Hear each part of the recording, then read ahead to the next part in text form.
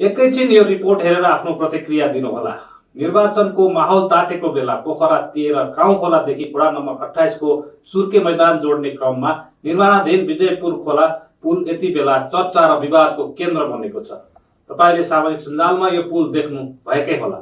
फराकिलो बगरको बीचमा सडक बिनै ठिङ्ग उभिएको पुलले विकास निर्माणको गति र जिम्मेवारीको बारेमा गम्भीर प्रश्न उठाएको छ।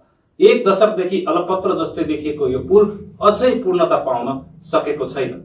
पोखरा 3 काहु खोला हुँदै सुर्के मैदानतर्फ लाग्दा काफलघारी फेदीमा देखिन्छ निर्माणाधीन विजयपुर खोला पुल। फराकिलो बगरको बीचमा उभिएको पुलको पूर्वतर्फ सडक देखिँदैन।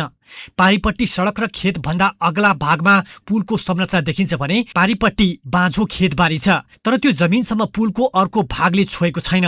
बीचमा विजयपुर खोलाको बगर नै छ। सडकको ट्र्याक बिनै बगरमा उभिएको जस्तो देखिने यो पुलको तस्बिर सामाजिक सञ्जालमा सेयर गर्दै राजनीतिक टिप्पणी भइरहेका छन्। वडा नम्बर 13 तर्फबाट खोलासम्म पिच सडक पुगिसकेको छ भने वडा नम्बर 28 तर्फ पनि सडक पक्की भइसकेको छ। यद्यपि खोलामै गाडी ओहोर दोहोर गर्नुपर्ने बाध्यता अझै छ। स्थानीयका अनुसार पुल निर्माणको कथा 1 दशक अघि सुरु भएको हो।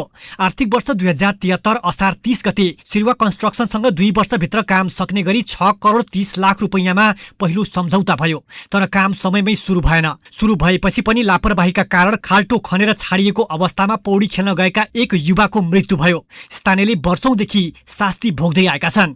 सिरुवा कन्स्ट्रक्सनले काम नगरेपछि सडक डिभिजन कार्यालय पोखराले ठेक्का तोड्यो। त्यसपछि 2079 असोज 22 गते भीमज्योति धनथान जेबीसँग 7 करोड 34 लाख रुपैयाँमा नयाँ सम्झौता भयो, तर ढुङ्गाको अभाव लगायतका कारण देखाउँदै काममा ढिलासुस्ती भएको आरोप छ।